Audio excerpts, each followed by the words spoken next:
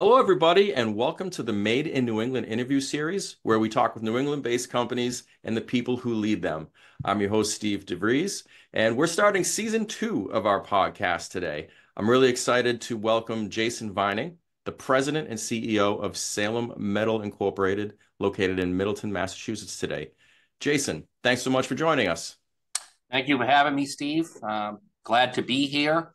Certainly, congrats on the completion of season one and on to season two. Here we go, episode one. Thank you so much. I'm really excited for you to be here.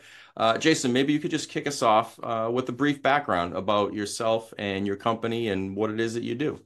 Sure. So, my father, Jim Vining, started the company back in 1970, located in Salem, Massachusetts, hence the name Salem Metal. And he started off in the precision sheet metal custom built product. And we unfortunately had a fire back in 1986 that pretty much burnt the building to the ground. And the employees at the time wanted to relocate, start the business back up again. And we eventually built a facility here in Middleton where my father continued to grow the business, really expanded diversification with customer base. And we currently build, precision sheet metal as well as machined components. So we're a job shop.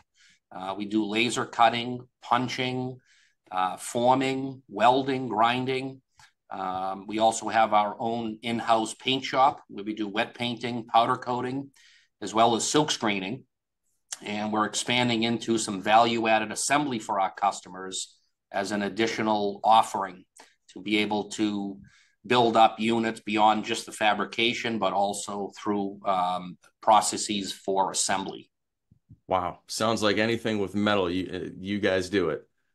We certainly try. We're not the answer for everyone, but we don't do any HVAC work. A lot of people think sheet metal, they think, oh, you're an HVAC. We don't do any HVAC. It's all precision sheet metal work. Okay, very good. So, what's driven Salem Metal's success to this point? I think it's really the foundation of our company that my father built. He instilled values in me from an early age. Growing up in the business, I can remember being 12, 13 years old and going to the shop with him on Saturdays when we were back in Salem. And just his drive for success, the loyalty to customers and employees, his integrity, business acumen is really what I strive for, today. And Jim just turned 80 in April, and he still comes to the office, several times a week. And, his dedication and work ethic, has not wavered. And that's what I grew up in. That's what I know. So it's kind of big shoes to fill for me in continuing the success of the business, through his foundation and building the successful business. Such a classic story for, a long time New England-based business, right? Hard work, culture, values, right? I think that's for anyone who's grown up here in New England, I think we'd identify with that. So I love to hear that story. So in manufacturing, right, we love our metrics, and myself included. So I'm a little bit of a metrics and business geek, self-proclaimed. So are there any metrics that you can share that you use to help you understand, what is the relative health of Salem Metal? Yeah, great question, Steve. We use several metrics. One of the most important in my mind is a safety metric, the safety of our employees on the production floor, especially. So we track, any work-related, injuries, incidents, make sure that we're being safe out on the production floor. We certainly strive for 100% quality. So we track a quality metric that we have, not necessarily just for, external rejects or non-conformances from our customers, but also internally as well. Did we manufacture something, incorrectly? internally. We want to be able to track that, use that as a really a learning opportunity to be able to improve our process and strive for continuous improvement. So really tracking internal and external quality. And ultimately, I think the last one that would be the most important would be on-time delivery. Our customers rely on us placing orders that we're able to deliver product on time when they need it.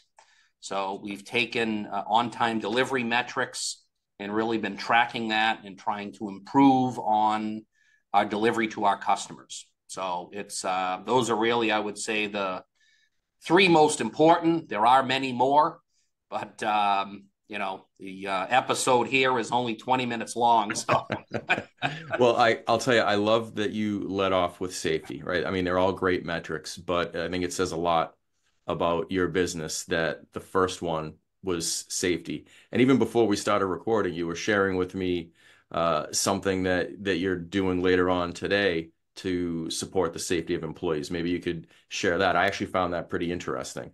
yeah, so it just happens to be today is our safety for hearing conservation. So we have a company coming on site with a mobile van, and employees have to go into the van, get their hearing tested, and we use those baseline hearing tests and compare to prior years to make sure that people are wearing hearing protection on the floor in specific departments where we have identified the decibel rating to be above, I think it's an 80 decibel rating. That's where sort of the limit is. Anything above that, you really need to have hearing protection. So this annual, hearing test really confirms that people are using, hearing protection in certain areas, and that we're keeping, everyone safe as much as we possibly can. I love that. And I hope your employees appreciate that that's something that your company takes a lot of pride in and great care in. So switching gears a little bit, thinking about the future of Salem Metal, you've been in business a long time. You're the second generation leader. So as you look into the future, what excites you most about the business? I think, Steve, our opportunity for growth. We recently moved to a new facility in Middleton. Was 5 years ago, April, and much larger facility, about 3.5 times the square footage of our other facility that was also located in Middleton. So the expansion of the facility allows us to purchase new equipment, investment in robotics, and really ongoing training for our team. We were awarded a Mass State grant through the Workforce Training Fund program. So bringing on a training agenda and, having employees go through, training classes with the idea of, building a company that has a culture that's built on growth, respect for people, and really providing the training resources to new employees as we grow our business in the coming years. I love that. And I love the respect for people portion of your training. It can't always be technical. A lot of it has to be about the environment that the employees are in. So we're hearing about safety, we're hearing about culture, all great things that go along with all of these great technical capabilities that you have. So I appreciate that about Salem Metal. So Well, a lot of it is the soft skills, right? How to show up at work, how to interact with coworkers. We spend a lot of time together. Let's face it, in the course of the week, you're with your coworkers a lot, and understanding, how best to communicate and how to deal with, conflict resolution and those types of things. You can grow the company via sales revenue and more work, but it's important to grow your personnel, the people that are here as well. fantastic. So now when you think about your business, if I could hand you a magic wand, this is an old Brian Tracy question, right? So if you're familiar with Brian Tracy, he's one of the people that founded Focal Point. And so, he would ask people if you could wave a magic wand over your business and make one thing happen, what would that be? Um, Good question. I would say growth in our customer base, and our people to really make the move to this new facility worth it. Right now we're in a growth phase. Um, Business is steady, but we have to grow much more to really make the move to this facility worth it. So, continued growth to be able to look back and say, yeah, geez, that move to the much larger facility, was well worth it. That was a good decision. We're making strides in that direction. We're just quite not there yet. Okay. Okay. Well, that's a good reason to wave a magic wand. Yes. So the show is called Made in New England, right? And so I have to ask you, how does being in New England affect your business? Pros or cons? Yeah, I think historically, New England has been an important center, for industrial manufacturing, especially in, Massachusetts, in and around the 128, the 495 belt. I mean, a lot going on, in the medical industry and biotech. Is just it's an important center. And I think that's a pro for being in New England. You know, just having that accessibility to multiple industries and really allows you to be well diversified in the type of work that we're taking on. Um, Cons, I was thinking it is certainly a higher cost of living, and we do face labor shortages, within the market. So it's been tough to, recruit and retain some employees because of the short labor market being, what it is today.